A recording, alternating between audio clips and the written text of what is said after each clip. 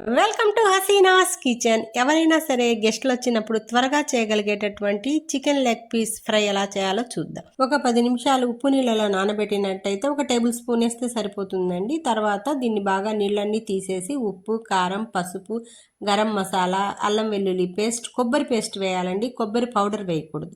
ఇవన్నీ వేసి బాగా మ్యారినేషన్ చేసి హాఫ్ గ్లాస్ వాటర్ వేసేసి కుక్కర్లో 3 విజిల్స్ రానివ్వాలి. అప్పుడు లోపల వరకు ఉడికి చక్కగా వస్తుందన్నమాట. దీని మీద ఘాట్లు పెట్టుకున్నట్లయితే మసాలా లోపల వరకు వెళ్తుంది.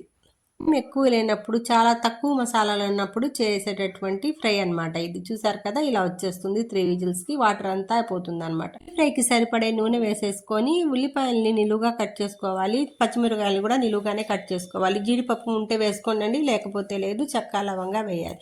చెక్క లవంగా వేస్తే అరోమా వచ్చేంత వరకు వేపి ఉల్లిపాయల్ని ఇలా క్రష్ చేస్తూ వేసుకొని చక్కగా వేపుకోవాలి. రెడ్ కలర్ వచ్చేంత వరకు వేపాల్సిన అవసరం లేదండి. కొంచెం పచ్చి వాసన పోయేంత వరకు వేపేసేసి 1 by 1 వేసుకుంటూ అన్నీ వేపేసుకోవాలి. తర్వాత దీంట్లోకి మనం ఇందాక తీసి పెట్టుకున్నటువంటి ఉడకబెట్టినటువంటి ముక్కలు ఉన్నాయి కదా, ఒక్కొక్కటిగా వేయాలండి. అన్నీ ఒకేసారి వేయకండి, ఒక్కొక్కటి వేయండి. నూనె చిందుతుంది అనమాట. ఇలా చక్కగా పచ్చి వాసన పోతే సరిపోతుంది. దీంతో పాటే చికెన్తో పాటే అది కూడా వేగుతుంది అనమాట. అందుకని ఇలా వేసుకోవాలి. అన్నీ వేసిన తర్వాత చక్కగా ఏంటంటే రెడ్ కలర్ వచ్చేంత వరకు వేగనియాలి. ఒకవైపు తిప్పేటప్పటికి బాగా రెడ్ కలర్ రావాలి. కింద వైపు చూసారు కదా, ఇలా రెడ్డిష్ కలర్లో రావాలన్నమాట. ఇది బాగా వేగిపోయింది, చూస్తున్నారు కదా. ఇప్పుడు ఏం చేయాలి అంటే ఎక్సెస్ కనుక నూనె ఉన్నట్లయితే తీయాలి, కానీ నేను కరెక్ట్గా సరిపోయేటట్టు వేసాను కాబట్టి ఓకే.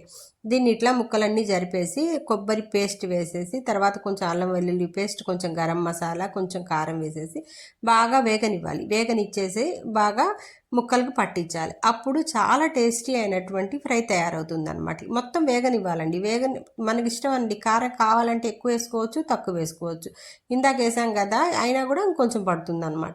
ఇప్పుడు చక్కగా స్పైసీగా ఎంతో టేస్టీగా ఉండేటటువంటి లెగ్ పీసెస్ తయారైపోతాయి. కొంచెం సేపు మగ్గనివ్వాలండి. ఇలా మగ్గనిచ్చేస్తే సరిపోతుంది.